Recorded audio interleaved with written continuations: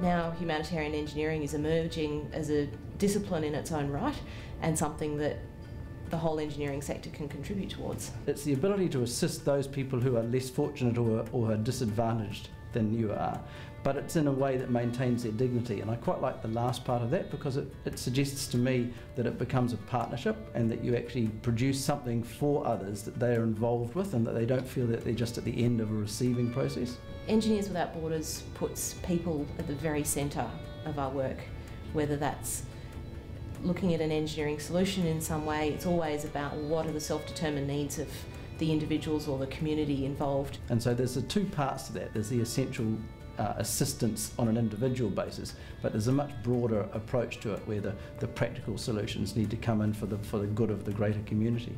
Since I got involved with Engineers Without Borders in 2004, I've seen a significant shift in the level of awareness and understanding of humanitarian engineering. I think what we'll see now is a strong push by Engineers Australia to move the humanitarian effort into the mainstream part of what we do as a profession. My name's Lizzie Brown and I'm the CEO of Engineers Without Borders Australia. I'm Paul Collier and I am the Victorian President of Engineers Australia.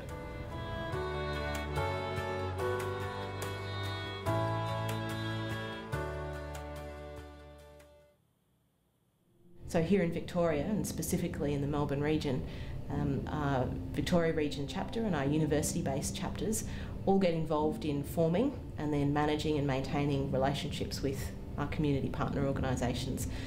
And down on the Mornington Peninsula, we've been working with Menzies at Sages Cottage Farm. My name's Daniel. I work for Menzies Inc. I'm the Manager of Environment Facilities and I manage Sages Cottage Farm in Baxter, which is a heritage listed property, trying to engage them to become more sustainable through be it energy audits or better water management. EWB have been working alongside us for a number of years in the partnership in trying to bring Sages into more of a sustainable community-based property. So our volunteers through our Victoria region chapter and our university chapters have been supporting Menzies to look at water management options on the property. This includes irrigation as well as basic water storage and recycling. My name's Carla Rossimal. I'm a third year civil engineering student at Monash University and I'm a volunteer with EWB and I specifically manage the Sages Cottage project. Studying civil engineering, we learn a lot of content at uni, a lot of theory, but we often don't get the chance to apply it to real life situations, and so I jumped on board getting involved at Sages, and this way I can see what goes on actually in the real world and how my university degree relates to that. We run here a therapeutic animal assisted therapy program, which can be a bit more holistic in arts and horticultural therapies as well. We run from 16 to 18-year-olds school-based traineeships in hospitality, conservation, land management and horticulture. The youth, we do engage in the programs. A lot of them are in a therapeutic program, more so from abused, neglected background. So we try to teach them empathy, respect and just life skills and trying to re-engage them in that sort of aspect through engaging a lot of corporate partners, a lot of grant writing. That's one of the main things that we need to do to be able to finance these projects, which will all link back into the youth that we work here because it will all become really just a big community property educational tool, and so that's how I feel they can all sort of link together and blend as one. It's really showing the rest of the community what can be done just with a little bit of initiative. It's wonderful to have relationships on a very local level because it means that they're accessible to member involvement. Longer term then, that gives us the ability to actually set up partnerships, and as I said at the beginning, the success of any of these outcomes is by working in a partnership, right, in some form, and identifying where assistance could be provided, identifying where challenges exist. My name's Claire Dixon. I work for GHD and my role is leading GHD's corporate partnership with Engineers Without Borders. Just briefly, the first initiative is to support the Yorta Yorta Nation to develop a roadmap for rebuilding a cultural centre in the Barmah Forest. The second initiative is to develop with the Yorta Yorta a vision statement for 3 of their key assets, one of which is that cultural centre, another is a training centre, and the third is a farm. I'm Neville Atkinson, chairperson of Yorta Yorta Nation Aboriginal Corporation, which represents the traditional owners, the Yorta Yorta people of this region.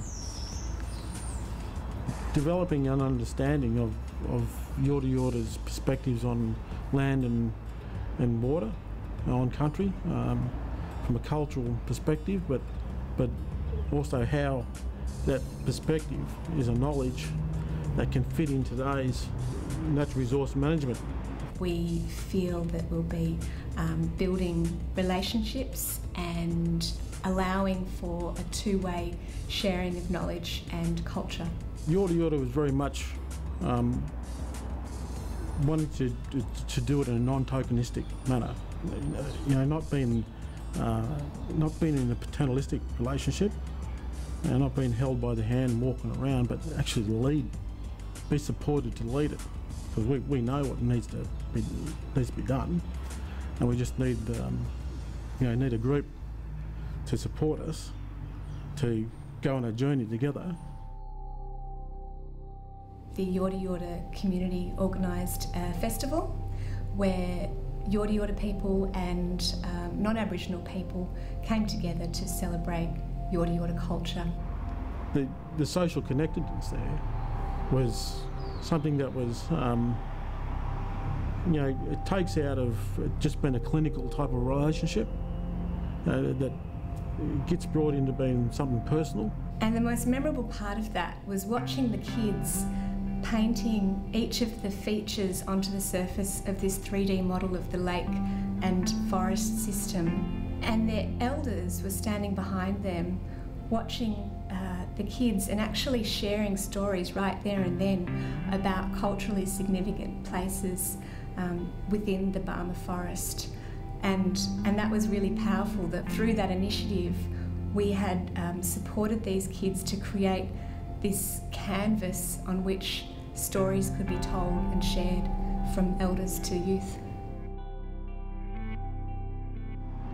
I think that's a life journey thing. So if you can get to the end of your, or before you get to the end of your life, but you can look back and just see that you have easily given back. And it's just not about taking all the time, take. It's about giving back as well. And I think you feel good if you can get to that point in time in your life and look back and say, I've been able to do that. Yeah. I think that's a greater value that anyone can do, I think, for anyone else. Yeah. This partnership reflects our values as a company of teamwork, respect and integrity, and I think that also reflects the values of our people. Our people feel proud to work for a company that does, I suppose, live by those values. Humanitarian engineering principles and a community-centred or people-centred way of working is actually embedded in core practice. I think involvement in that thing is a responsibility that you have, and therefore the question is how, not why. I don't feel that pro bono engineering is an add-on to business activities for the purposes of corporate social responsibility.